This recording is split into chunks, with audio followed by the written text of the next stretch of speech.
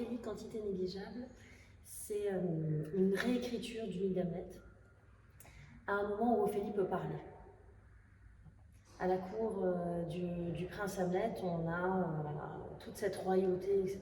Et Ophélie, qui est ce personnage très très emblématique, on avait envie de lui donner la parole parce que dans le texte de Shakespeare, elle a 3 lignes. C'est un personnage extrêmement connu, c'est un personnage qui a été maintes fois décrit, qu'on voit morte dans énormément de tableaux. On avait envie de lui rendre la parole et de faire en sorte qu'elle puisse parler. Donc c'est comme si on était dans sa tête d'une certaine manière, dans le duo qu'elle forme avec son frère, d'avoir un couple en théâtre, mais un couple qui soit fraternel. Donc on a Laërte sur scène, Ophélie, et on réexplore cette histoire, mais depuis ce personnage qui pendant des siècles n'a pas parlé ou qu'on n'a pas écouté.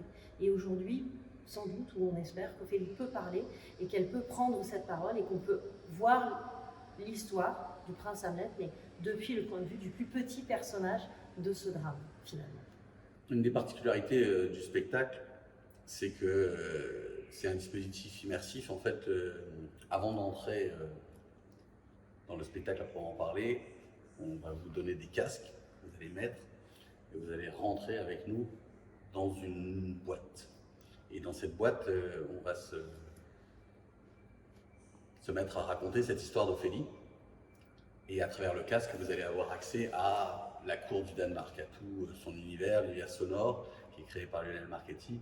Et en fait, on se retrouve avec les corps présents et les corps absents, puisque sur le plateau, il y a les 2 comédiens qui incarnent Ophélie et son frère Laërte.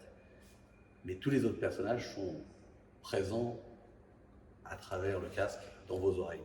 Ils peuvent vous parler au creux de l'oreille ou d'un point de vue lointain, parce que c'est un dispositif binaural, donc en fait on peut avoir vraiment une espèce d'effet de 3D sonore qui est présente autour de nous et où cette histoire se raconte. Et on est des fois la petite souris qui est dans un coin en train d'écouter, regarder la scène, et des fois au cœur même de la tête des différents personnages.